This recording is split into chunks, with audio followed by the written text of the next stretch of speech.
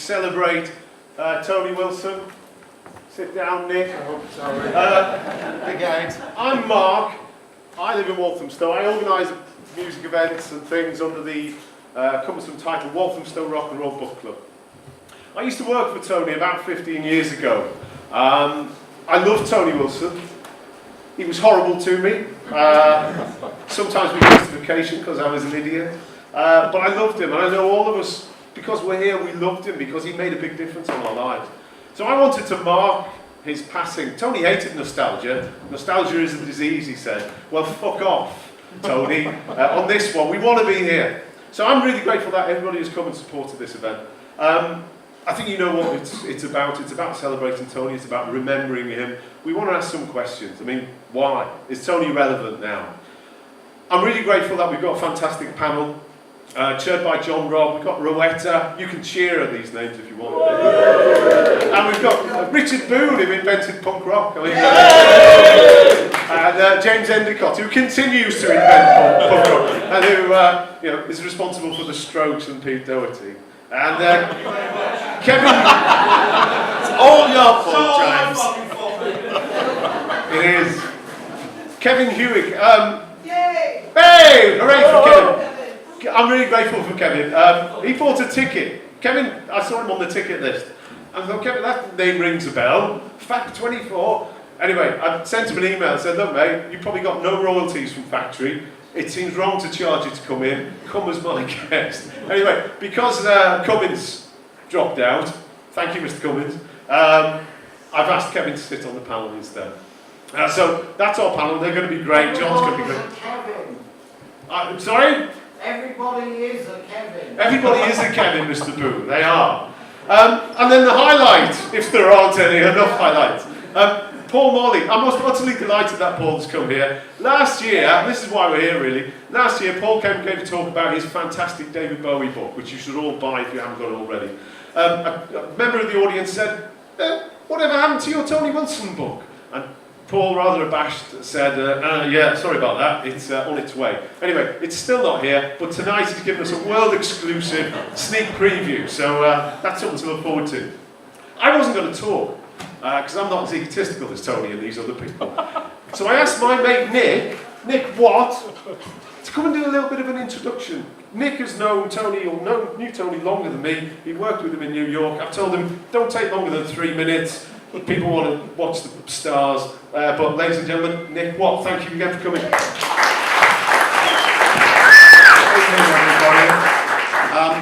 Yeah, I spent a good time in my life, or about 12 years of my life, working for the NME, sadly after Mr. Morley's time. And I kind of got involved with Tony initially as somebody I just enjoyed hanging out with. And I then ended up going to a thing called the New Music Seminar in New York, which was like the biggest conference for the music industry in the world. And every year, Tony always used to manage to get me to spend huge amounts of money on my corporate Amex card, taking him out for really nice lunches somewhere, where he'd tell me lots of really great stories. And then one year he actually rang me up in the office and said, Nick, are you going to the seminar this year? I went, yes. He said, I want you to meet a woman. I said, you what? You want me to meet a woman? He went, yeah. And he says, I'm going to pay for lunch this time, which was like, are you sure, Tony? I said, where are we going? He says, oh, I'll take you to Tribeca Grill. Now, for anybody who's never been to New York, this is Robert De Niro's restaurant. So anyway, I get to New York and Tony turns up at my hotel room. And I look through the spy hole, there's this knock on the door, and there's like Tony grinning over the shoulder of this rather gorgeous looking young woman, which was Yvette Livesey, who was his partner till he died. And basically took me to Tribeca Grill, and actually did pay for lunch for the first and last time ever, I think. And basically told me he wanted to launch this thing called In the City. And I thought he was totally nuts. It's like, why the hell would the whole music industry want to go to Manchester for like 4 days to listen to bands and listen to a lot of idiots like us talk about the music industry? But we did, and that was kind of the start of a fascinating friendship. We both had a kind of passion for everything that was kind of technology and digital. by the heavens, by about, I'm probably the man to blame for the death of the NME, because I launched enemy.com about 21 years ago now.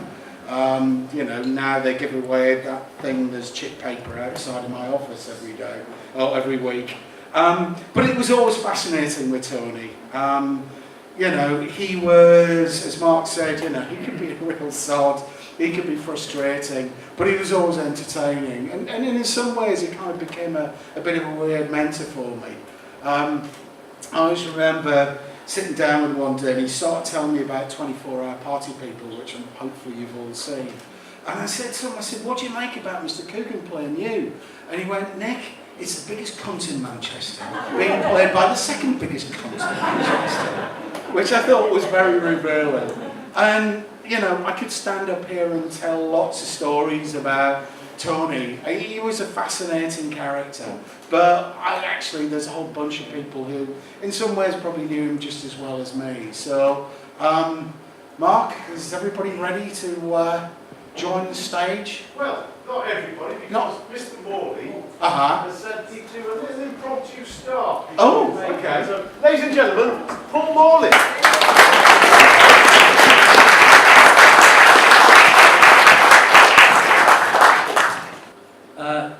Because it's about Tony Wilson, and indeed what I'm about to read may be all I've written, because I've only been going for 10 years. So I thought I might as well get it out of the way, then I could sneak off. Because we won't know for a little while whether indeed it is all I've written.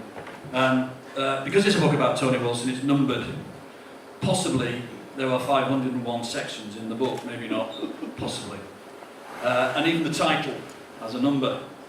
So I thought, because it also sets up the evening in a way, because being Tony, he was very quotable and loved to quote. The book does indeed begin with a lot of epigrams in a way that kind of conjure up the idea of Tony's world and what influenced him and where he came from. So like I say, even the title has a number. And I just thought I'd read the first few sections because it introduces the book, which I am writing, and it also introduces the evening. So number 1, the title, Fuck 'em, Darling. Number 2, The Lifetime Truth and Lies of Tony Wilson. 3, aka Anthony H. Wilson. Number 4, where the H might stand for Howard, history, hand grenade, heavenly, humble, humanist, hack, hex, hand, hothead, hauteur, horsing around, height, host, hamnet, help, heuristic, honey-tongued, hector, has-been, habit, halcyon, Hegelian, high-minded, humility, helion, ha-ha, hegemonic, hippie, hot air, hero, headliner, hybrid, hacienda, hero, hope, hands down, holistic, hacker, holier than thou, hapless, hydra-headed, honourable, horror, hard, high as a kite, honestly, honest or nothing at all. Number 5, etc., etc., etc. Number 6, the readiness is all, Hamlet.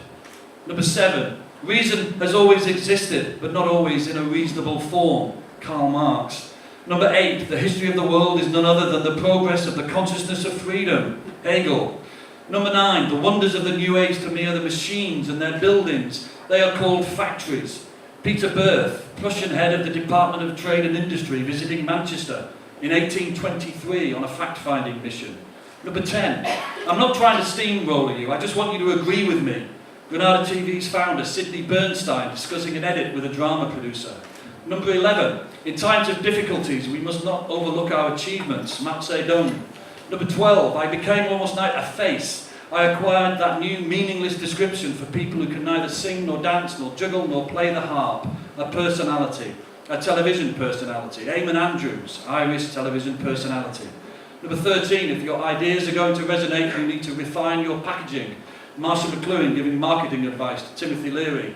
Number 14, I believe in getting into hot water. It keeps me clean. G.K. Chesterton, polymath, novelist, journalist writing about everything under the sun, and clown prince of Catholicism. Number 15, failure is a bruise, not a tattoo, John Sinclair. Number 16, I let myself be lured into long spells of senseless and sensual ease. I amused myself with being a flaneur, a dandy, a man of fashion. I surrounded myself with smaller natures and the meaner minds, Oscar Wilde. Number 17, I never saw Guy Debord do the dishes. Teresa de Brule, aka Mrs. Raoul Van Eghem. Number 18, it is not possible to live in this age if you don't have a sense of contradictory forces. Rem Koolhaas. Number 19, the only completely consistent people are dead, Aldous Huxley. Number 20, to fathom hell or soar angelic, just take a pinch of psychedelic. Psychiatrist Dr. Humphrey Osmond, 1956, searching with Aldous Huxley for a name to call hallucinogenic drugs. Number 21, we are made out of oppositions, we live between two poles. There's a Philistine and an aesthete in all of us, and a murderer and a saint. You don't reconcile the poles, you just recognise them. Orson Welles. Number 22, illusion is a revolutionary weapon. William Burroughs. Number 23, entertainment and learning are not opposites. Entertainment may be the most effective way of learning. Herbert Marcuse. Number 24, audience member. Can you explain what Situation is all about? Guy Debord, we're not here to answer Cunty's questions. Institute of Contemporary Art, London, 1961. 25, I follow the course from Chaos to Art, Leonard Cohen. 26, go on. You've got another 5 seconds. Say something outrageous, Bill Grundy. Number 27, Manchester is a city which has witnessed a great many stirring episodes, especially of a political character. Generally speaking, its citizens have been liberal in their sentiments, defenders of free speech and liberty of opinion. Emmeline Pankhurst. Number 29, the rich and powerful piss on us and the media tell us that it's raining. Graffiti spotted in Manchester's northern quarter. Number 30, on some nights I still believe that a car with a glass needle on, empty, can run about 50 more miles if you have the right music very loud on the radio. Hunter S. Thompson. Number 31, it's not through lack of love that Don Juan goes from woman to woman. Albert Camus. Number 32, we are Teutonic up here in Berkshire. We hate to have laws made for us at a distance. We wish people would allow us to right ourselves instead of continuously meddling with their imperfect legislation. We stand up for self-government and oppose centralisation. Mr. Thornton, Elizabeth Gaskell's factory owner in North and South. Number 33, common sense is a chaotic aggregate of disparate conceptions, and one can find that they're anything that one likes. Antonio Gramsci. 34, the more we do, the more we can do. William Hazlitt. 35, you can find the truth by ridiculing yourself. Johnny Rotten. Number 36, therefore, over each minute of your existence, a fresh minute of the future beckons to you, and developing yourself, you get away from yourself. Max Stirner. 37, the work of art of the future will be the construction of a passionate life. Raoul Van Eeghem, the other situationist. 38, what a large volume of adventures may be grasped within this little span of life by him who interests himself in everything. Lawrence Stern. 39, what good is knowledge if it isn't practiced? These days, real knowledge lies in knowing how to live. Knowledge without courage is sterile. Baltasar Gracian, Baroque moralist and Spanish Jesuit philosopher, 1601 to 1658. 40, the universe is an intelligence test, Timothy Leary. 41, I hate work which is not play. Robert Fieldview, elusive fluxive artist. 42, we carry a new world in our hearts. That world is growing by the minute. Girotti. 43, what strange phenomenon we find in a great city. All we need do is stroll about with our eyes open. Life swarms with innocent monsters. Charles Baudelaire. 44, life has its own hidden forces which you can only discover by living. Soren Kierkegaard. 45, what's beautiful is the voice of small groups having influence. Henri Levivre. 46, nostalgia is dead tissue. Malcolm McLaren. 47, nothing is so contagious as enthusiasm. Samuel Taylor Coleridge. 48, but learning how to live takes a whole life, and which may surprise you, it takes a whole life to learn how to die. Seneca. 49, and finally, Reginald Bosanquet, News at 10, 1972. Number 50, part 1. When it said someone needs no introduction, it usually means they need a hell of an introduction. 51. I'm going to try and write down a book I've been writing in my head for ages. It is about Tony Wilson, a lively, life-loving individualist, expert in communications, immigration, imagination, people, sensuality, history, romance and media, who combined a great many roles in his life, bringing together forces seemingly at odds with each other.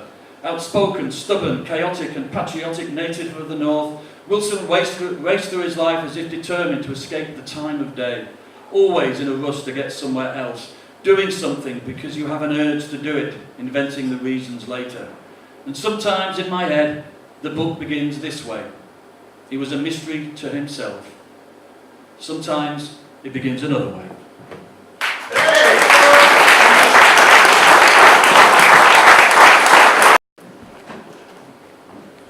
Some music, Mark. Let's have a track whilst our panel please take their seats. That's a fantastic track. Thanks everybody for coming down tonight. What we're going to try and do, what can we do to follow Paul's fantastic list? I mean, that just about sums up everything you need to know about Tony in a sense, but what we're going to try and top it, aren't we? What we're trying to find out, which Tony Wilson, who was Tony Wilson? There's a lot of Tony Wilsons. There's a lot of Tony Wilsons for lots of different people. We have lots of different people here. So the first thing I'll do is get everyone to introduce themselves briefly, then we'll start talking. So you, sir, who are you? My name is James Endeacott. I've got a record label called 1965 Records. I used to work at Rough Trade Records with Jeff Travis for about 15 years. We worked the Libertines and the Strokes. Before that, I was in a band in the 80s called Loop. I've sort of been... Yeah, it's my mum, brilliant. And I've basically been on the fringe of the music business for about 35 years. Yeah. Thanks, John. Yes, well, we're all on the fringe of the music business in a sense, but now we're on the settee, aren't we? Yeah. You actually were on Factory Records, one of the first people, so... I was on Factory Records quite early on, yeah. I'm Kevin Hewick, and I sent a tape in 1979, and it's always amazed me how I got picked up because they had about 3 bin bags of tapes in Palatine Road, and imagine how many cassettes a bin bag holds. And I was with the label till the end of 1982, and I did get to spend a lot of time with Tony and a lot of time on the telephone. He used to ring me, and in those days people used to talk on the telephone for 2 hours on a Monday evening just for something to do. So that was my involvement with Factory, with Tony, with Alan Erasmus and Martin Annett, and all those amazing characters. And so that's good, so we'll come back to that in a minute. That's given a lot of interesting insight there. Well, you've got constant Rowetta's signature, always I've got to have something in my hand. I'm a man. I'm Rowetta, I'm from Happy Mondays. I wanted to sing with them. I saw Tony say on, I think it's what's on Organised Reports, one of those programmes, the greatest band in the world. He said it about the Sex Pistols, and I heard him say it about Happy Mondays, so I watched them, saw them on the other side of midnight, doing performance, and I just thought I've got to sing with them, because he was right about the Sex Pistols, and he was right about the Wonders at the time, and I wanted to sing with him, and so I just started going to Hacienda every night I could, and got my dream because of him, and so I'm very grateful. Okay, and Richard? Yes, I'm Richard Boon. Is this working? It is if you put it closer to your mouth. Rowetta, give him a tip. Allegedly the world's greatest librarian. Closer. What, even more wow. That's better, yeah. Give it sex. Yeah. Right? Yeah, that's right. After 40 years, you've mic technique.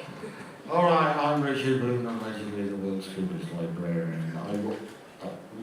Once I finished art school in Reading, I moved to Manchester to help my friends Howard and Peter with their idea of a band called Buzzcocks, which was, they were named after, we spent a lost weekend in February 1967. There was a 77.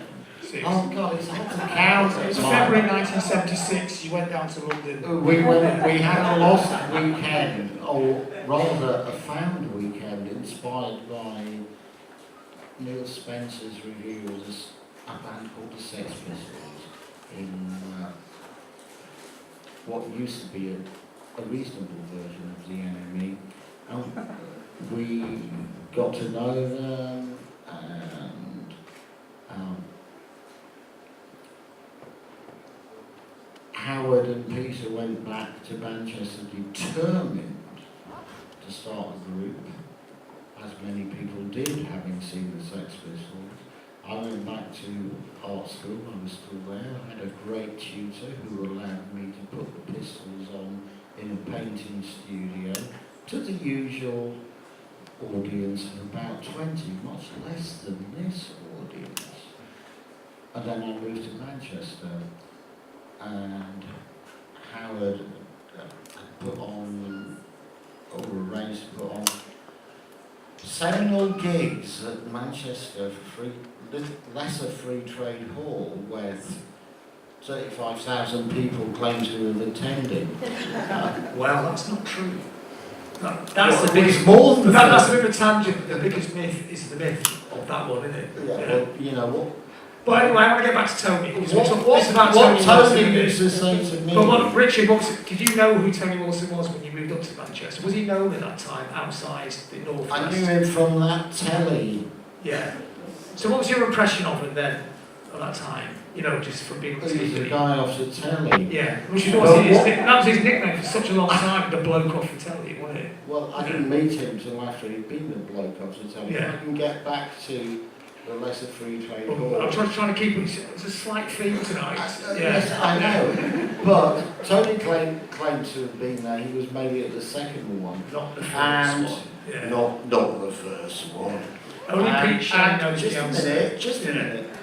McLaren had sent Howard and I a cassette of the Chris Spedding demos of 3 tracks by the Pistols, which was sent to Tony, which is how they ended up on So It Goes. October 76. Very God, you've done your research. A little bit, yeah. Do you want Waste to know, of life. Yeah. Do you want to know what I think?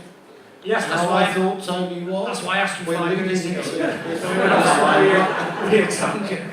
So We're the first, leading into a Richard, shh, I'm host. Richard, when was the first time you met Tony? Was it at that gig, the second gig?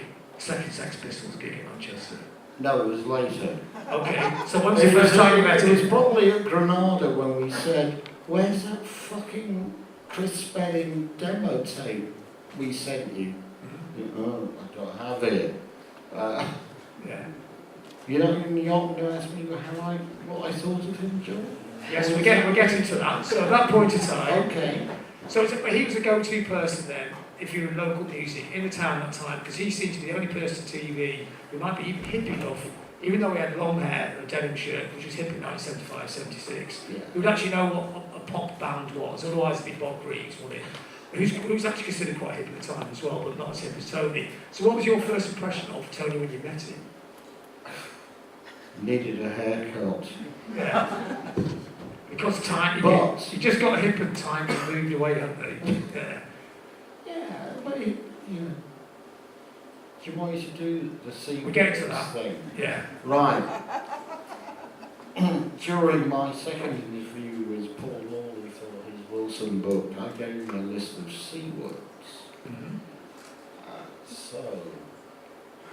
Tony, in my experience, was as clever as he was cute, as contrived as he was contrarian, as careful as he was careless, as challenging as he was companionable, as confusing as he was constructive, as complicated as he was Catholic,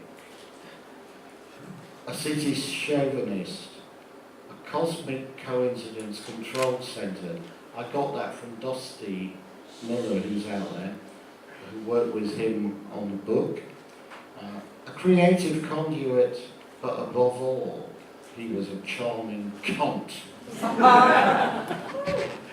And is that the first impression, or was that an impression that's learned over the years? That was learnt over the years. Yeah. Now in Manchester musical folklore, the story in Manchester, you were a label, New Hormones, you put out Spiral Scratch, the classic indie punk rock DIY single inspired people all over the country, up and down the country. A lot of people say that your label and that record helped to inspire Factory. Of course, you can't say that because you do the label, but I can say that as a neutral. I mean, would Tony come into the New Hormones office? Would he kind of come flying in with his big coats and his big ideas? Would he be taking ideas from you, Richard? Inspired. John, well, the idea, Spinal Scratch was kind of like an accident of history. Boscov's just wanted to make a document of their time on the planet. And it's like, we pressed 1,000 copies, there were lots of jokes in the packaging and its title. And it kind of went, what do we say now, viral? We kind of demonstrated to some people that, yes, you can do this. I mean, rough trade wasn't at its height then but we stimulated rough trade to become distributor. Mainly we thank John from Virgin Records in Lever Street, who actually lent us some money for repressing, which he took from ticket sales for a status quo gig. Tony used to, Tony and I, we once we'd met, we hung around. We hung out together. What would you talk about? Would you talk about, I mean, obviously knowing you and knowing Tony, I imagine these conversations would go all over the place. It'd be very interesting. But was he interested in the idea, inspired by the idea? Because Manchester at that point in time is a fascinating scene. It's the first post-punk city.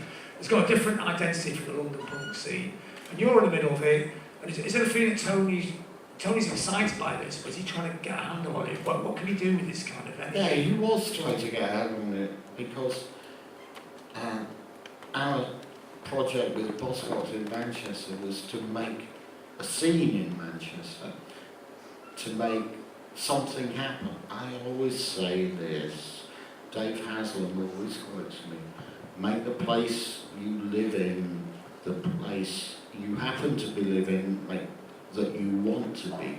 So we wanted Manchester foregrounded, so if Boscott's got a gig in London, we'd bring down the Four, or John Cooper Clarke, a national treasure, once bottled off stage,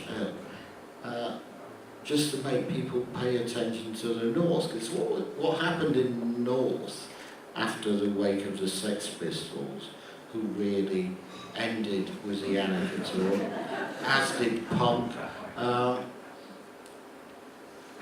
As John Savage says, when he moved to Manchester, London punk is just full of leather jackets and cocaine habits. But what came out of the North was much more interesting. The Fall, Warsaw later becoming St Ian and Macclesfield's band. The Worst, my favourite, and all the stuff that was happening in Liverpool around Jane Casey and you know, penetration in Newcastle. Well, this is what you'd be talking in these conversations you'd be having. Tony, you talk to them a lot. Would you be talking about this and how are you going to couch this scene? How are you going to make this thing something that people are interested in from the outside? Would this be the nature of conversations, or would you be talking about anything? I don't know. I'm interested in what you were talking about. What were you scheming at that time? No, we did talk about how to put the North on the map. How to hit the North, as Martin Smith said. Yeah. I mean, I remember a gig at, Band on the Wall with comedy group The Smirks. 6 A&R guys from London checking them out, which was just like stupid. But the whole thing had made him mark, and then Tony moved it on when the scene needed a club. There were hardly any venues in Manchester, so when they rented the PSV, Public Service Vehicle Drivers Club, in June for weekends, and it was a factory. That made a hell of a difference. So this is the place where it started to coalesce, you know, where people met each other. Yeah. And why was Tony casting himself in the middle of this, or was Tony just this kind of wild enthusiast who was just trying to make something happen, or? He was one of the people that needed to make things happen. I mean, the other people were involved, but whatever our differences may have been, there was a shared vision that you've got to activate the city. And so from the club to the label, that's an obvious step, isn't it? You know, the obvious next thing to do. For him, not for you, because you already got a label. Well, I kind of done that, and I guess he saw it was possible to do, and it was that wonderful double EP with not just Manchester people, but like Cabaret Voltaire on it. So it wasn't even necessarily a Manchester thing, it's a sense of a northern thing. So, Is it a sense of representing a northern culture, a different kind of culture, a culture outside the London media, music business? yes, absolutely. And is this something We you wanted the North to rise again, John. Yeah, well, not a full title, it's a book from 1970, which they nicked the title from as well. So these are essentially your conversations at the time, this distinctive northern culture, and you're not claiming you or Tony are not representing it, you're just energetic forces trying to create space for this thing to happen. Yeah, you have to create a space for it to happen. Do you think this is Tony? Otherwise, they don't happen. Do you think this is Tony's genius in a sense? I mean, he's not a creative person in the sense he can't write songs, you know, but he's a creative person as a TV presenter. But he has this like creating a space, joining people together, and making a space where people can do crazy shit. Those kind of people are amazing, aren't they? You know, do you think that's what he did? And to extent what you did as well? Yes. Yeah. Yes, thank you. Yes, that happened. I mean, Yes. when the Factory Club at PSV in Hume closed, there was a terrible gap for local musicians to play anywhere, apart from Rafters maybe, which you'll know, John. So me and a bunch of people started a club called the Beach Club, because underneath the paving stones lies the beach, because we were all situationists, or some of us were, which was a fortnightly thing out of a gay bar which had 2 rooms. You find a space that's not working on a Monday or a Tuesday, say, oh, we'll bring people in. The upstairs room bands played, this downstairs room we showed films. New Order, as yet unnamed, played their first gig there, and they sounded like Popol Vuh, not like they sound now. Yes, you have to have places that people can congregate, meet, share ideas, and move forward. That's what everything is about. I mean, I understand why you're doing this at that point in time. It was somebody's immersive music, but Tom's got a very good career. He's like on the way to the top of television, and he's the hit young news region of Manchester. He doesn't need to do this, really, does he? He's from a different place. He could have gone down to London. He could have been the Paxman Yes, generation. he was offered a gig at LWT Yeah. and turned it down because, I don't know, better to be a big fish in a small place Do you think that, John? than a small fish in a big place. I think Tony would have been just a big fish in a big pond, though. He's a larger life character, and he's not. London wouldn't have defeated him. He would not be scared of being in London, would he? Do you think he was actually genuinely interested in this? These 50 people making music in Manchester. It seems you don't get many people read the local news ever in history who all throw their careers away on the backs of a gamble of small local bands. I mean, it's obvious now you would gamble on Joy Division looking at turn to history, but at the time you wouldn't, would you? But he didn't throw his career away. Well, he kind of He plotted one on the side. reinvented a career. Not the potential. That wasn't career one of he could my have had. C words. Correct, well, it is, you better add a line on there. Or even curriculum. Maybe we can seek some more C words as we go along. Yeah, I think your I'm interested. conversation I'm with asking me you. is closing down some Not yet. conversation. No, because with- we have to go to Kevin next. We just need time. I'm trying to do this. It all makes sense. Here's another C word. I'm trying to do it in chronological order. Yeah. So it has like a narrative. Yeah. Okay, So John. I'm just interested what his motivation was. What was he interested in? Was he more interested in this local music scene than actually doing the TV career? Or both? Was he multifaceted? Was he interested in those different aspects? I think he was frustrated latterly by like the news reporting and getting wet in rivers and having to, whatever that film was, you know, fly at times and damage himself. And he realised there was a way out. So it goes is very important, because first of all it was just in Granada land, that's somewhere up north for you southerners, but then it went national, which was a tipping point. But that made sense, that's what he liked doing.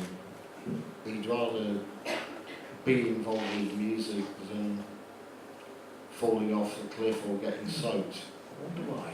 I mean, I would argue that So It Goes could be almost his biggest cultural contribution. I think it's an incredible programme. The stuff they had on it, and the stuff you could see growing up in the Northwest when you were 15, it's amazing. I assumed everybody got that on their telly. I assumed everybody had the Sex Pistols' first TV appearance as just a normal thing. And the gig, and actually a bit of local knowledge, but the gig he went to see the Sex Pistols was just around here, wasn't it? So, after you gave him the demo, of course. Yes, Yeah. which we never got back. You never got back. You'll have to ask Peter Hook for that. He probably have it now. So he sets up the label Factory Records, and Kevin, I'll bring you in here. So you signed to Factory Records, and it's not really a normal record label, is it? Never signed. No, that's, well, I'm sort of signed in inverted commas. By the way, we got So It Goes in Leicester. Yeah, eventually it went out everywhere, but at first it was very dotted. No, I remember I used to go to this pub every Saturday night, and I left early to rush home to get to see the Sex Pistols for the first time, because it was known that this was going to be their first TV appearance. So there you were, it was broadcast to us in the Midlands. Okay, so yeah, that's changed my perspective of musical history. So in this case, so I thought we were hip to all this stuff because we saw it, but we were just. I was there on television too. It really affected Liverpool and Manchester and the Northwest, but it had no effect on Leicester at all. It had every effect on Leicester. Okay, just you, yeah, and maybe Shawadi, I don't know, or Ingleberts or something. Excuse me. Leicester's great. You know, I mean, I love Manchester very much. It's very special to me. And I was kind of adopted in a way, because I don't make any sense in my little contribution to this story whatsoever. Because I was from Leicester. I sent a cassette. And Tony said it was the first one he grabbed out of the bag. Perhaps it was. And I kind of got pillared for it a lot in the press, and I didn't really understand what I was doing. Nobody understood what I was doing, as I say, least of all me, and where did I fit in? It was quite bewildering. I was somebody for people to boo before they saw a certain ratio. which got hard. Because people as well were behaving like they thought they should behave at a punk rock concert. Because I'm sort of coming in here at sort of 1979, 80, you're right in the chronological thing. And by that time, punk has kind of pervaded into a kind of a stylistic thing that people know about. I mean, we were aware of it in Leicester, you know, just as much. I mean, I remember being reading about... joking, I was from Blackpool, it was the miles less. But you know, you by 79, 80, you're actually 3-4 years on from those early Sex Pistols gigs and the Buzzcocks doing Spiral Scratch and so on. So people were quite aware, and they thought they had to spit and boo and be quite nasty to, you know, people on stage and throw things at them, because that's what you do at a punk rock concert. Of course, I really enjoyed that, of course, being on the receiving end. So the first phone call he got from Tony, was it like a blast of enthusiasm, or what did he say about when he wanted to sign you to the label? He told me I was the best British songwriter since Elvis Costello. Yeah. You're laughing, but he was right. Remember, We say sign, though nothing ever got signed. He signed me, but he didn't sign Morrissey. You think about that at 3 a.m. in the morning when you're in bed. He didn't sign Morrissey. Well, you know, he signed me, and he was right. for years, yeah. Well, nowadays, He's totally right. nowadays that's probably not such an awkward thing to say, is it? You know, It's not an awkward thing to say. I've still got a great voice. I'm still writing great songs, and Morrissey's just this fascist corporate whatever.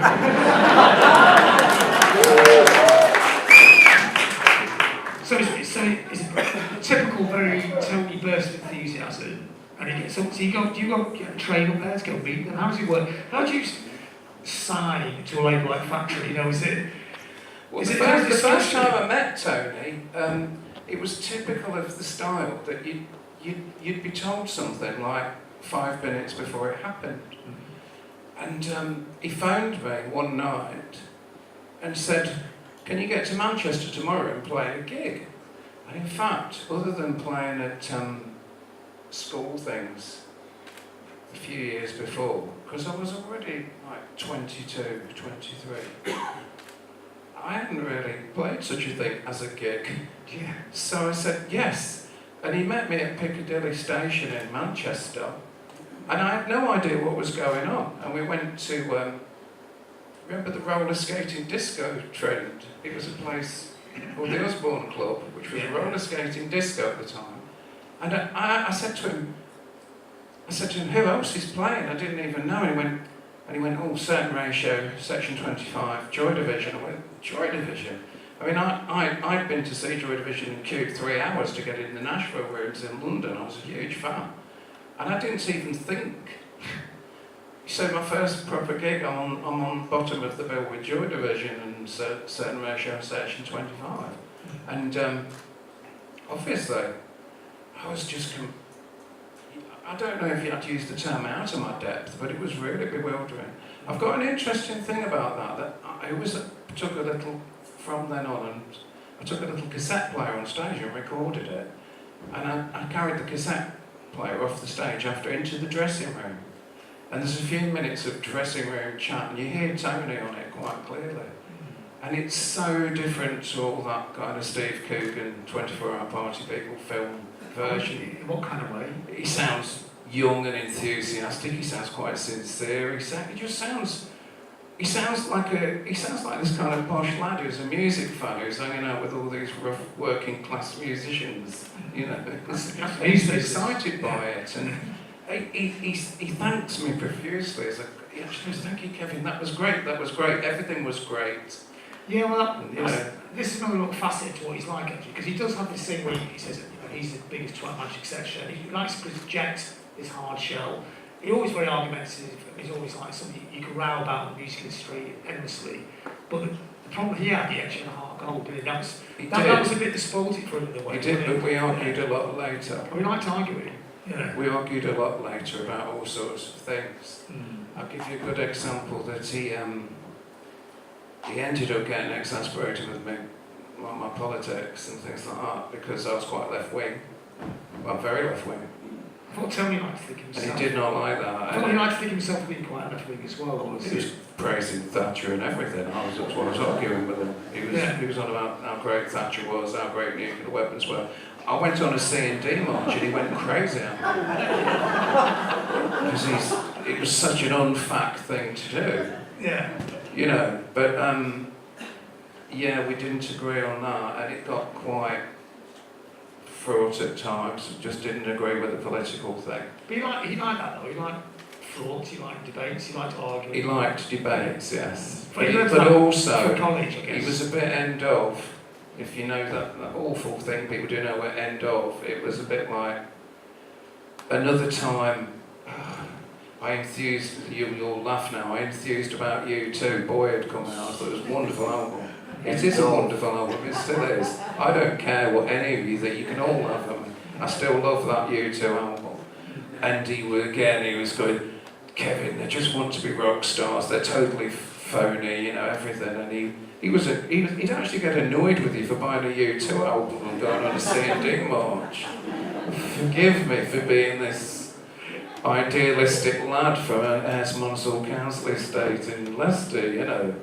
He once visited my parents' house. He dropped me off because certain ratio played at Leicester Uni. And he dropped me off and he came in and my mum and dad were in bed.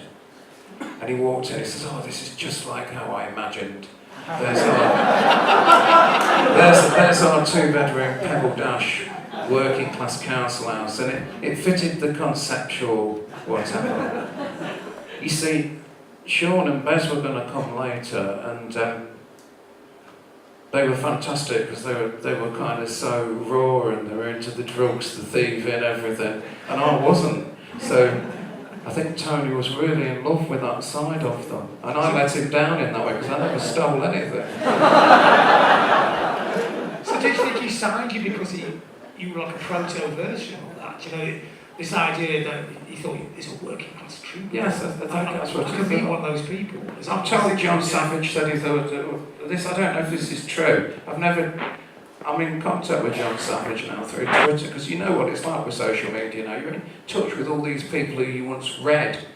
Same with Paul, same with you. I used to read you and see you on television, and now here we are together. Wow. It's true, it's true. That's what I'm thinking. The world has shrunk, in that way.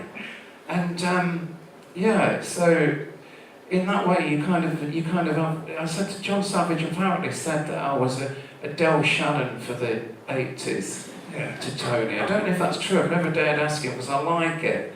And I'd hate for John to say, no, I never said that. Because it's all the myth, isn't it, Well, Tony likes myth. I mean, obviously, in that case, it's John Savage creating myth, but Tony liked myth. Was it this kind of... Was he trying to build it around you as well, like he would do later on? Well, it's hardly David Bowie, was that? That's kind of like Neither was this jeans and t-shirt. Neither was David Bowie when he started, it's just... Neither was David Bowie, I mean, it's... No, David Bowie. Someone has to create himself, myth. didn't he? I mean, that was one of the great things, Factory did. We talked about this a few minutes ago with Paul, the journalists who helped create the myth, but so did the label, and Tony was great at creating mythology around his bands. But I guess he didn't create enough of one around you, or was there any attempt in those early days? Everything went wrong though, you see, for example, the first thing I was on was the Factory Quartet, which was an attempt, I suppose, to emulate that first classic silver factory sampler, but it didn't gel in the same way, though there were great things on it like the Durity column side. My side was, I never want to hear it again as long as I live.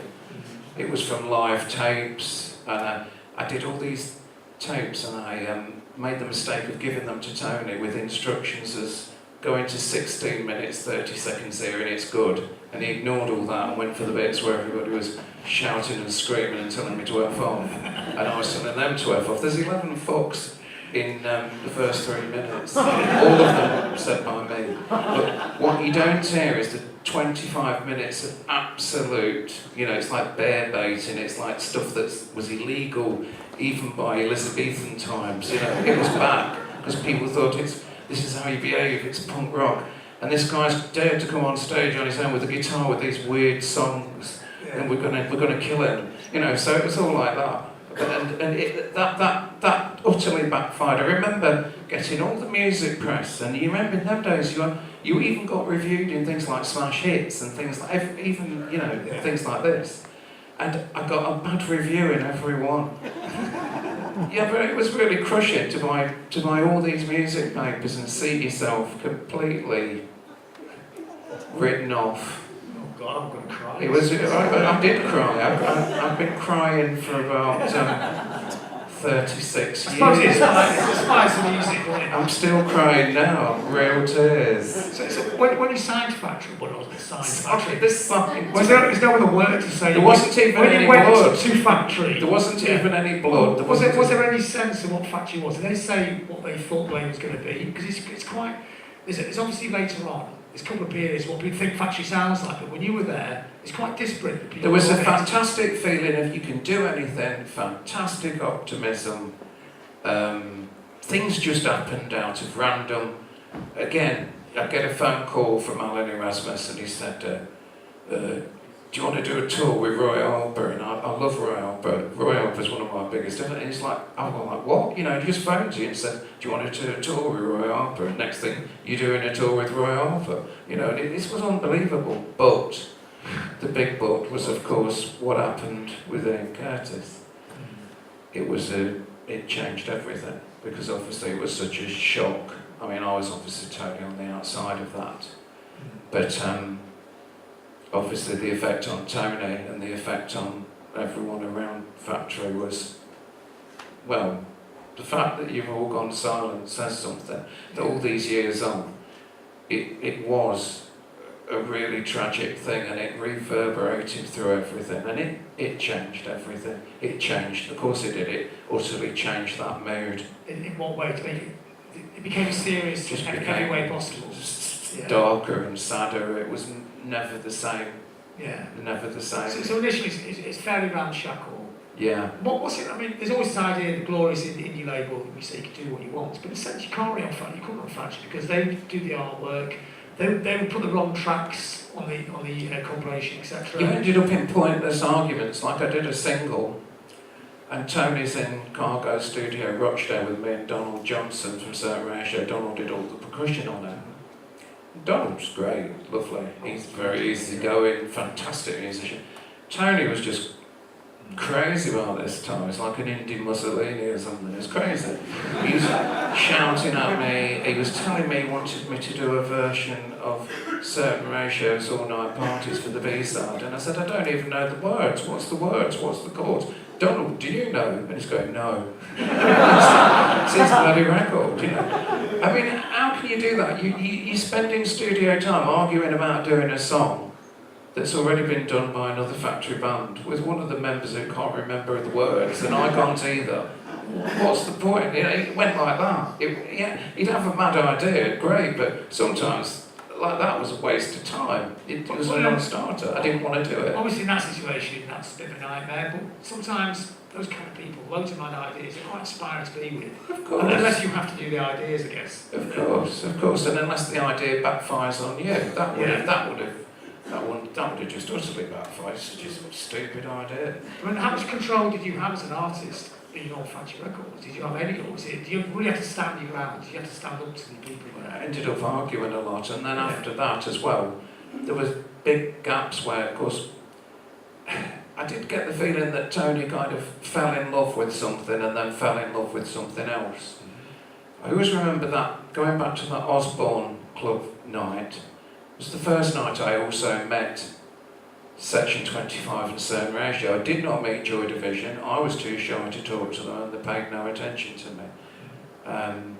In fact, I was sat on a sofa, something like this, with two pretty girls, and Ian stood here talking to the two pretty girls and totally ignoring me. I can't think why, but that's what it was like.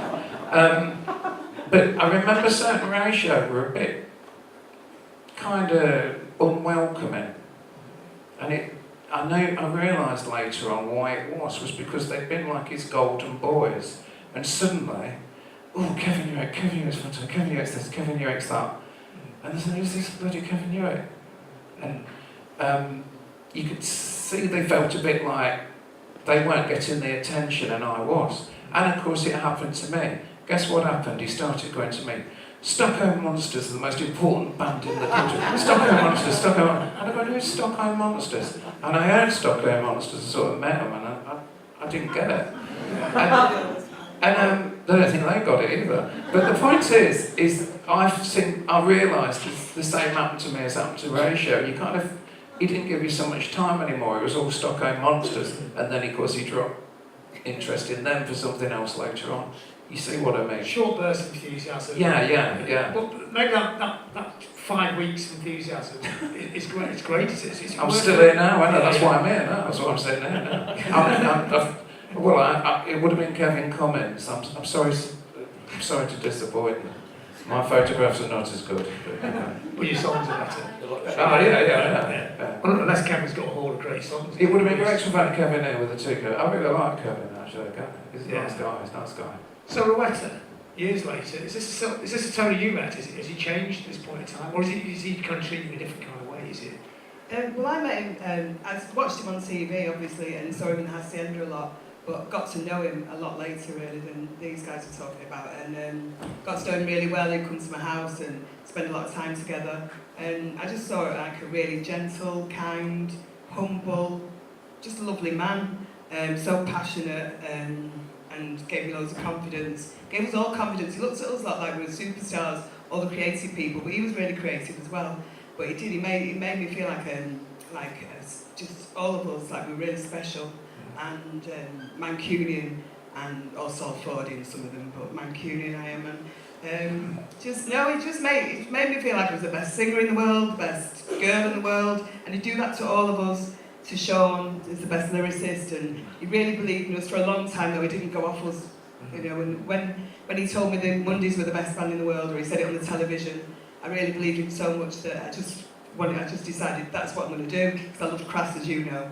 I love the Sex Pistols, and I just thought I can't see myself fitting into the sort of music I like, and the Mondays, that was the answer for me, and he made it possible with the Hacienda, where you could just, because everyone was just, when you went to Hacienda, you were the same as the people in the groups. There was no punters really, we were all just the same, we'd all sit with, everybody was just sat the same, and just loved it. So the Tony that Kevin's describing, I mean, there's definitely, there's always an element of his life he's like that, but there is a loyalty with Tony as well, isn't there? You know, I mean, yes, he kind of flits from idea to idea, but he also is the sort of person you can really fall out with and be friends with a week later. Yeah, somebody sent me a transcript. When I fell out with Sean, someone sent me a transcript of him with Sean, and he said to the audience, and I fell out with him over this, and went mad at him, he said, put your hands up if you've not slept with Rowetta. And then I saw a video thing of it, and he kept going on and on and on about it, and I wasn't there, and he knew Sean had punched me, and I thought, you cheeky fucking disloyal, out of order.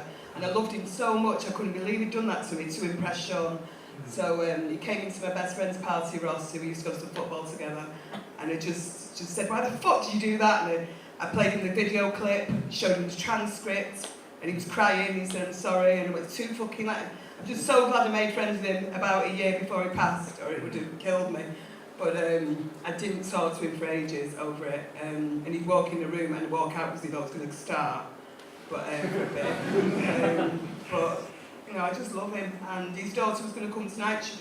With Ollie watched us opening Glastonbury, his Hacienda Classical, and he'd be so proud.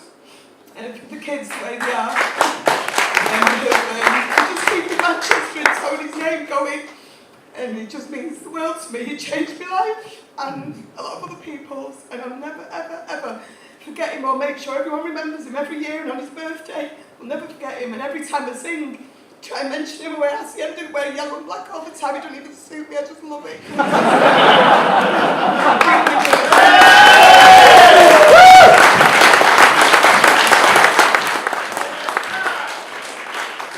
So before you met him, I mean, obviously, because you're a lot younger than the rest of us, well, they can't. I don't know.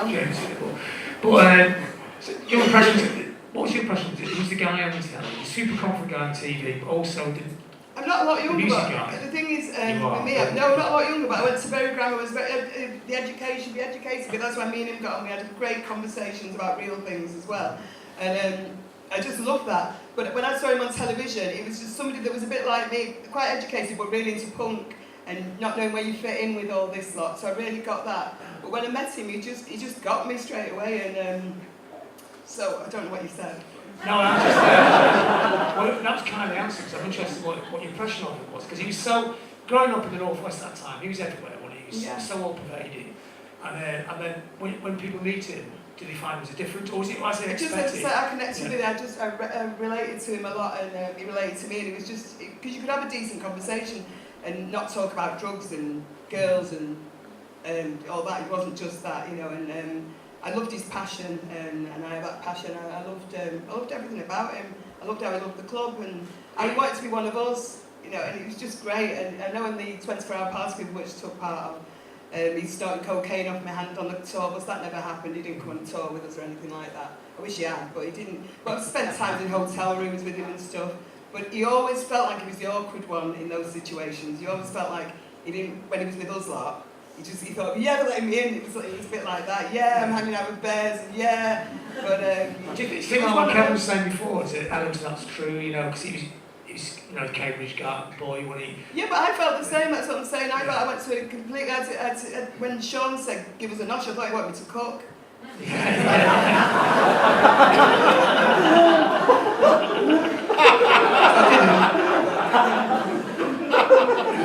But do you think there's an element to something that's very Manchester about that as well, this idea that, even though it felt quite awkward to be, slightly awkward being Mondays, and around the Mondays, it was a very closed-in gang, you know, like all bands are, Yeah. but they don't care. Well, No you one know cares, do they? how much the Mondays look, and Sean and everybody, you can be nasty and all that lot, but you love Tony so much, everybody loved Tony.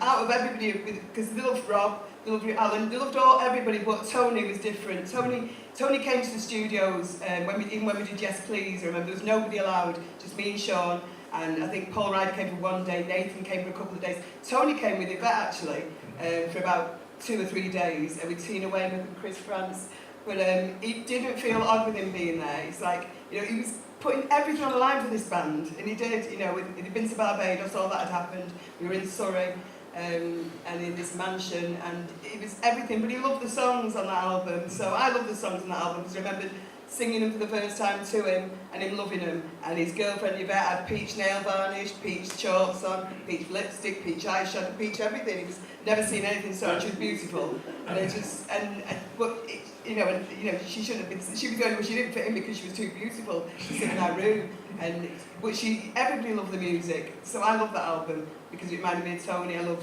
24-Hour Party People because we went to Cannes with it, you know, and he was so proud. He got a Palme. He was nominated for a Palme d'Or. And all that. This is Tony Wilson, it was amazing, you know. Do you think one of the things he did which really brilliant, he can make normal people feel really confident and bring things out of people? And the most educated people loved him as well, and the most religious people loved him, and the most political people loved him. It's all different kinds at his funeral. Every kind of everybody was there. You know, it was just amazing. I'm sat behind Richard and Judy next to Hookie and gangsters. Yeah, gangsters there, and our councillors there. And then as the coffin's going out, Bob's your uncle come on around going, It's like, why did you pick that? It's a real atmosphere, obviously. It's the man New Orleans. And he put Bob's your uncle as the coffin went out. Tony designed his own funeral, didn't he? So Yeah. he picked that track. And it's just, I was just bawling. It's like, why would you have moaning? And 4 in a bed, 3 giving head as your coffin's going out. I think he did it to make people go, Well, yeah, and also it's funny. Yeah, it's really funny. I know it's a bit of a weird thing, but that was the greatest funeral. I knew it, yeah. Wasn't it? It was just beautiful, wasn't it? Yeah. In the most beautiful place. And I mean, it's really moving. It's actually, because it was like that, the bits that were meant to be funny were actually more moving than the bits that were meant to be moving, weren't they? And you know, it was the most beautiful funeral and the best tribute. And the vicar, whatever you call them.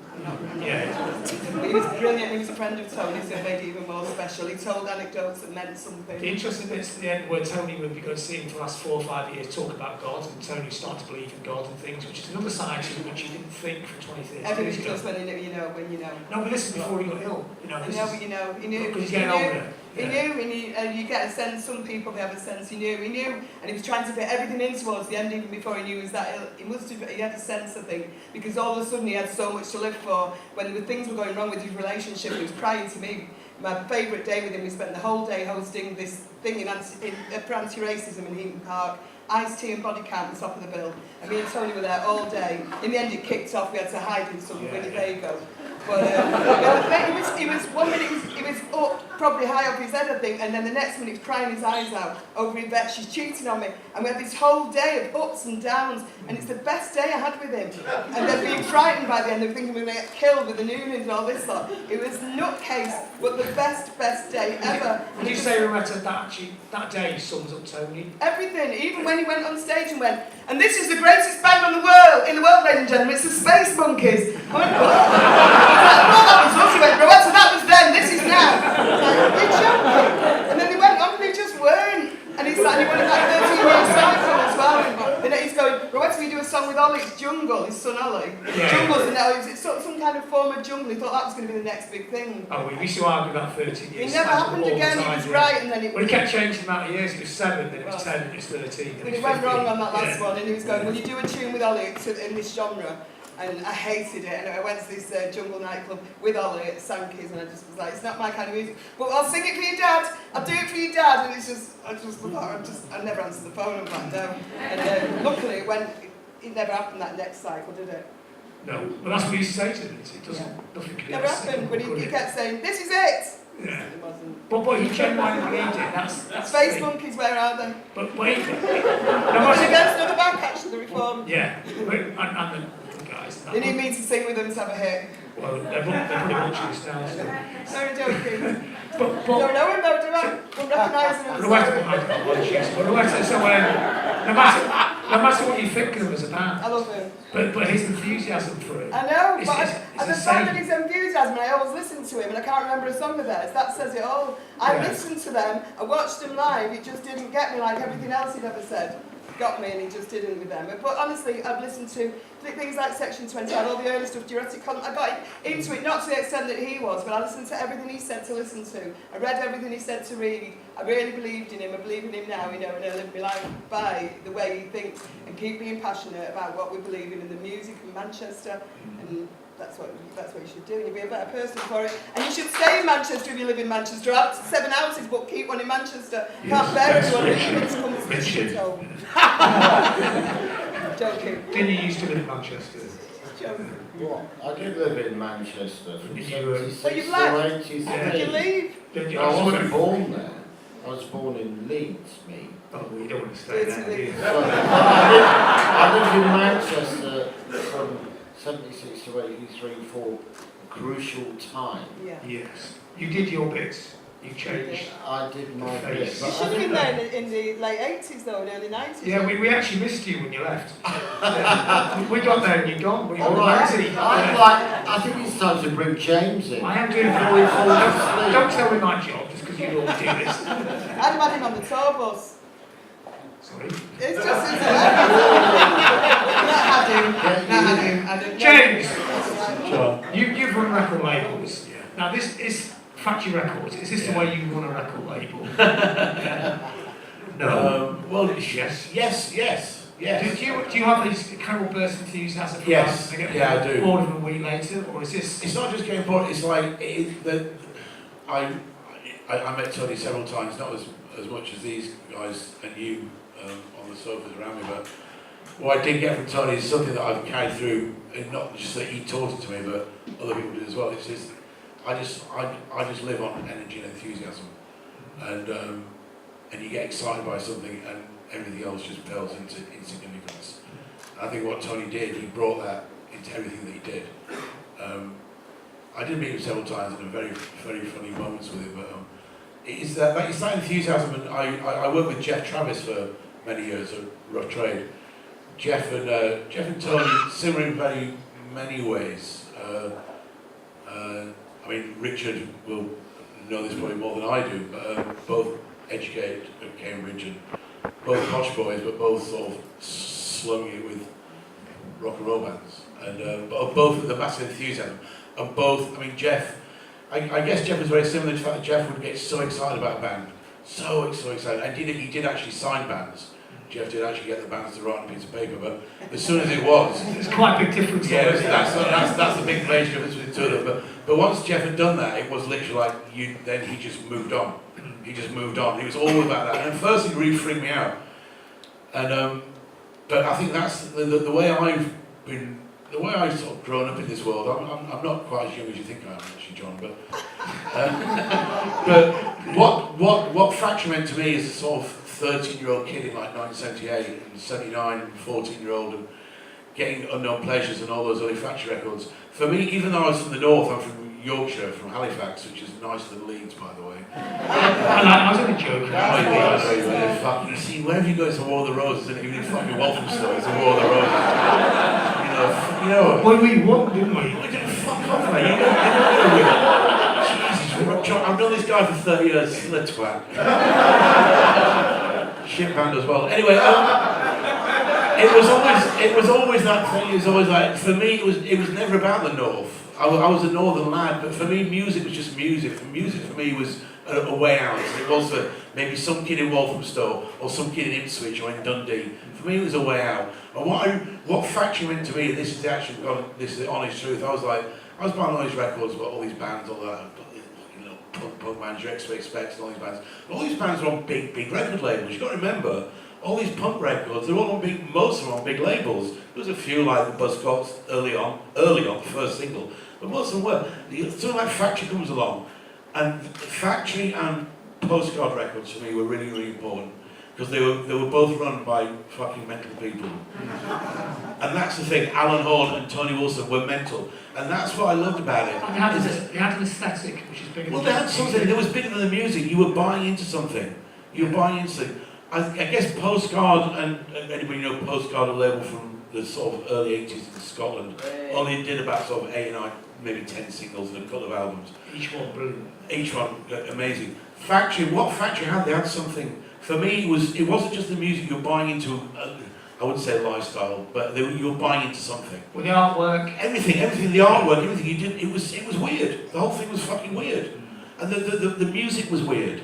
The music was weird, everything about it was weird, but you wanted to buy into it. There's a little 13, 14-year-old kid in Halifax from a fucking broken home where your mum's got 3 jobs and all you've got is music. And it's one thing having the Stranglers and buying No More Heroes, it's one thing having, I don't know, the Clash. We're all great, but something like Factory, what the fuck, I just didn't understand it. And I think that was the beauty of it, that I didn't understand it. And also it was very eclectic as well. I think what people don't know, it was very eclectic. Musically, for me it was quite eclectic. And then when I started working with Jeff Travis and Rob Trade, that eclecticism, he was very eclectic as well, from Augustus Pablo through to Still My Fingers and everything else. When I started doing a label, I really brought this in, and I've got this label called 1965 Records, and the emblem for the label is this, it's a lock that's like open, it's like an unlocked lock. And somebody once said to me, why have you done that? And I didn't know, really, but I was off my nut at the time. And is that the answer? No, I was actually on a stage, this conference thing, and I realised it's unlock your mind. Wow. It's unlock your mind, and that's what it is, and that, it made me realise, and I've been living, and I realised what I'd done up to that point, and it is, I think what Tony did, and I think what Jeff did, and there's maybe Alan Horn to an extent, and I think what they did, they unlocked people's minds. And I think what Tony did, we're here to celebrate Tony, but I think it goes through a lot of what's happened in the last sort of 40 years in music, is that people who mean anything to anybody in this room, because we're all here for a reason, all on this, it did something because it unlocked something within us. It made us something really special. I think what they did, however it affects you, all different ways, whether it's Joy Division or Section 25 or Kevin even, you know what I mean? Who is my new best friend, by the way? 17 But you know what I mean? You're not making many friends on the No, I'm fucking, it doesn't matter. But I will tell you, I remember seeing Tony. Tony was very instrumental in getting in the city together, which I think you were mentioning earlier on, or Richard was. So I remember the first in the city, and I was working at Rough Trade with Jeff Travis and Jeanette, and said, "Oh, you must go to in the city." We okay. It's a big music thing, but in Manchester. It's not in Austin, Texas. It's in Manchester. All right, fine, I'll go there. Brilliant. All these bands kicking around, and I'd met Tony a couple of times, and I was outside this club. It was like 10:30 at night, and out walked Tony, and he's surrounded by all these kids all asking all these questions. I go, all right, Jason, how you doing? You all right? Yeah, all right. He goes, Tony, have you got any tips or any good bands I should go and see tonight? And it's like 10:30. I want to go somewhere. Have you got any good tips? He went, fuck off. I went, what? He goes, you're a fucking A&R, it's your fucking job. You go find the fucking band. I love this guy. You know what I mean? Anybody that abuses you, I like. Do you know what I'm saying? I know what you're saying. I'm not saying the weird way, right? I don't get it, you know what I mean? It's a Yorkshire thing, yeah. But just going back to the whole Tony thing and the whole Factory thing, it was almost the unknown, and you didn't understand it as a kid, you didn't understand it. And that grew with me, and even when it got bigger with like New Order in the sort of 80s, and the sort of, and all that, and it just like, what even, it's like, you didn't really know what Factory was about. And I like that. I think that's a good, there's no mystery in the world anymore, do you know what I mean? There's no mystery. And there's no question, because you can just go, oh, somebody can mention something to you, and you just get your phone out, and you can ask James, can't you? You're showing your age now, aren't you? You remember fucking James, don't you? What a twat he was. You haven't done it, posh man, when you asked James? I'd rather Google it, mate. You should have asked Tony to tell I'd asked Tony to tell me to fuck off, yeah. But it's another good time, what I want to know is the other thing about this. He was part of the inspiration for your label, not Tony, because it's different to his group. The idea, in fact, he had an aesthetic, he had an idea, it's more than the music. But also, the other thing about Factory, famously, as Kevin was saying before, he didn't sign to Factory. It was a bit shambolic. Was that something you thought about when you set up a label, that it has to be done properly? Because it gets a bit messy when you do it. It does get messy. In an idealistic hippie kind of way. I'm really rubbish with money and like contracts. Which is cool. And lawyers. You get something to do it for you. Yeah, exactly. So you get something to do it for you. What I was saying, you've got chaos, right? You've got chaos. If you have chaos, like I worked with Libertines. I worked with the Libertines, and from the outside, it's chaos, and it was fucking chaos. You know, I'm sure Rowetta will. It's a very similar thing. Well, probably not as much as what happened with the Mondays, but it was chaos. But what you had behind it all, it was all working behind it all. Do you know what I mean? I always love that. I like that idea of chaos. Chaos is brilliant, but to actually operate in this world that we do, you've got to have somebody who can dot the I's and cross the T's behind it all. And I think that's, and I think Jeff Travis has suffered with that in the past because he's a terrible businessman, and things have fallen apart. And I don't know the ins and outs of what happened with Tony Factory, but there's various factories, there's various ones and this and that. And I just think, but then again, I live my life on the moment. You live your life on the moment, especially when it comes to music.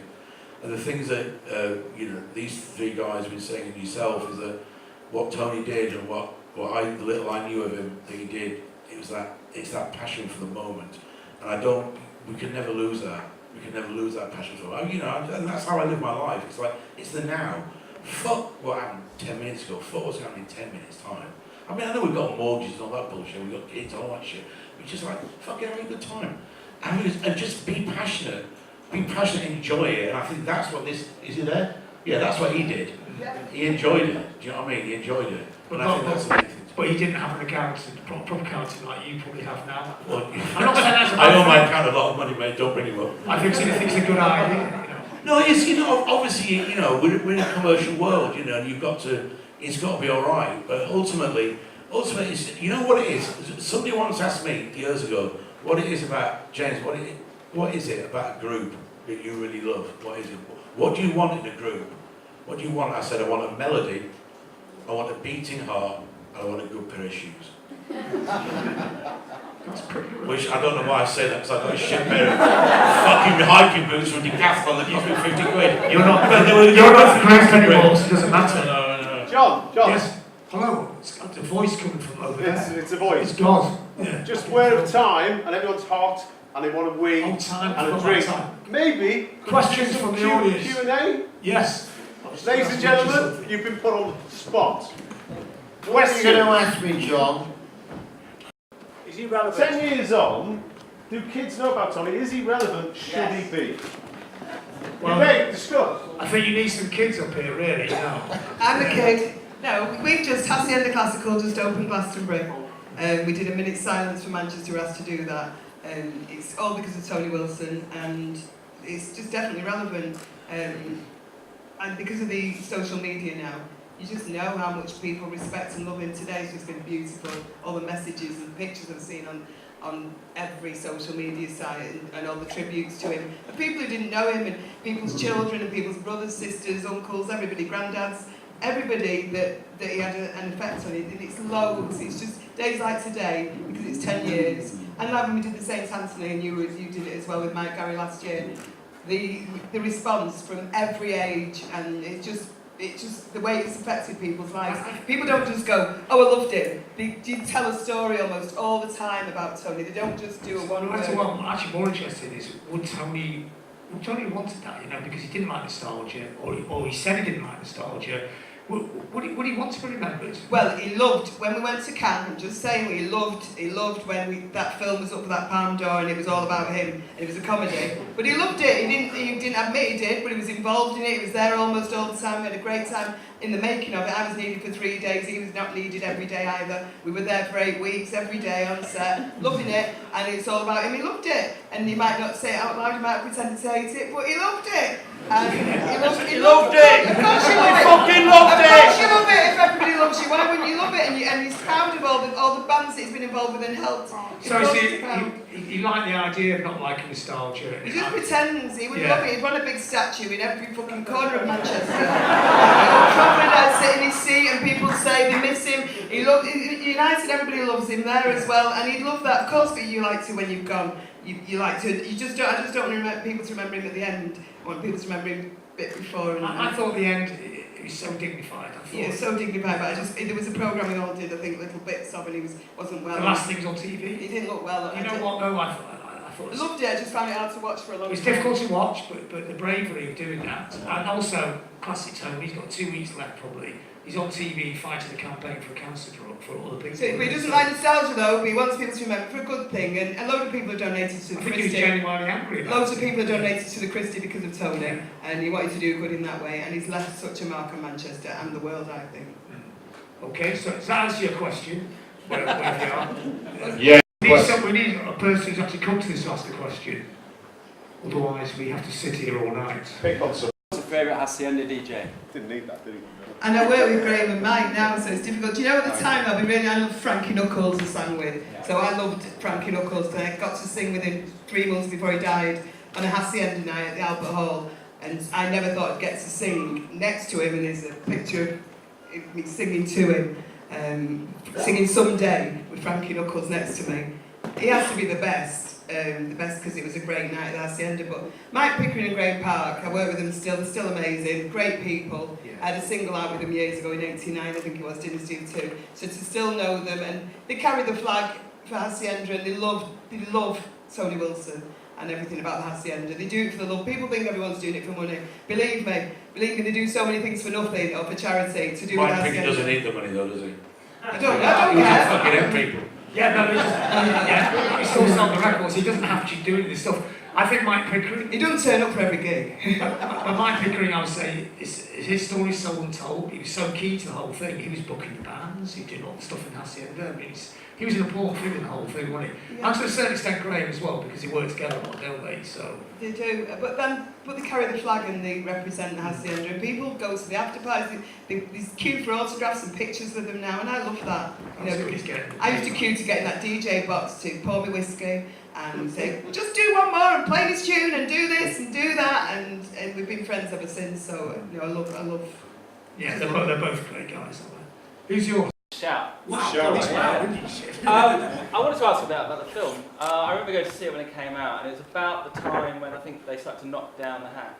And so I wanted to know what was the impact that Michael Winterbottom's film had on everyone involved in Hacienda. What did for our past people. Yeah. And what did you think of his kind of interpretation of Tony? Because it seemed everyone seemed very kind of comical. And I don't know how accurate. Oh, you know that show up front though? Steve Coogan used to be a comedian on that with Tony, and I did that show one day. So, and I remember Tony was on a Mrs. Merton, and so it's Alan Partridge, isn't it? He's based it on Tony. He didn't have to do a voice because that's his voice. That's the voice he does anyway. It's kind of a part. Somebody playing a part in a circle, really. Yeah, but the most beautiful thing for me was that Hacienda had gone, and everybody had bad memories of it by that point because the gangs had taken. But they didn't have to rebuild Hacienda. They rebuilt it, about a week after knocking it down. And Bez was going, not fucking going, I don't want fuck all to do with it. And he was there in the same place we sat, and everybody thought we were in the club. We forgot, and then I said, oh, I've got to go backstage, and they went, what? Because it's a film set, and then you've got Ian Curtis walking around and Martin Hannett, and it just became fucking spooky, really badly. It was just loads of ghosts. Rob Gretton, who I thought Paddy Considine was amazing, and he walked towards, and Ben was going, you don't look fuck all like him. And it's like, it's just fucking him. And they were stood where they would have stood, and Tony dancing, it was just. And like the real Tony there, even though the other Tony, and when they were giving everything away on the night it closed and all that, reliving it all, it was just beautiful. Mike Pickering in the DJ box, the real Mike Pickering, and it was just a bit too much. And when it ended, it was like the real club ending, and you don't want it to finish. You're like, can we not keep it open forever? Because it was the best 8 weeks. Michael Winterbottom and all that lot, and lots of the actors, a lot of them turned into drug addicts and everything. Just like the real people for a bit, and I spoke to me at the base. Art imitating life. Yeah, like the Mondays, they were right mess. They all got addicted to whatever the real one did. Honestly, the Method bass acting at its player worst. Paul Pockwell Yeah. ended up in rehab with the real Paul Ryder. Well, addicted to coke.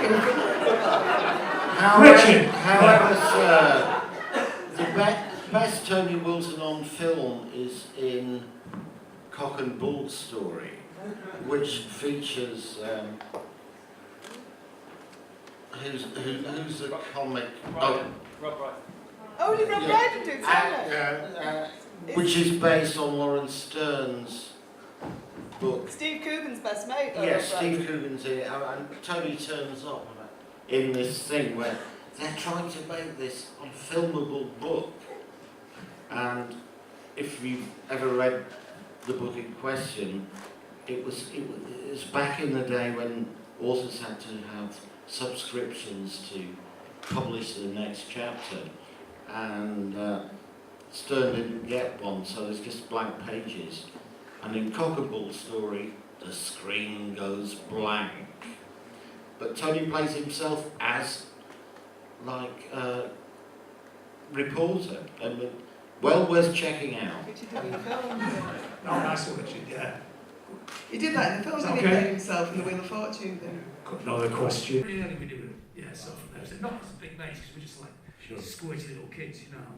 I mean, Section 25 seemed hopelessly old at that time. So did you feel part of that Manchester scene though, from Blackpool? Because of Section 25, we felt very linked in because we knew those people. But we were 16 then, and they were about 25. You just told me you were 17, you're lying, aren't you? 16, 17. Yeah, I'm lying about the age, yeah. Never trust a journalist. I'm only 27. Yeah. But I've got to know as the years rolled by, and every time I met him, we would argue about music. Because Tony would argue, if you stood your ground, you respected that. Because I think a lot of people think that if Tony was around now, he maybe should be the mayor of Manchester. But Well, he would have been. no, but I think John Robb should be the mayor of No, Manchester. no, I'm from Blackpool. Yeah, but I think he still should be the mayor of Manchester. No. You've got to be from Manchester. Right. Okay, another question. I don't want to. No, I'm going to have to close it. I don't want to because this has been an utterly fantastic That's panel. not the C word. Can we have a massive round of applause for the panel, please?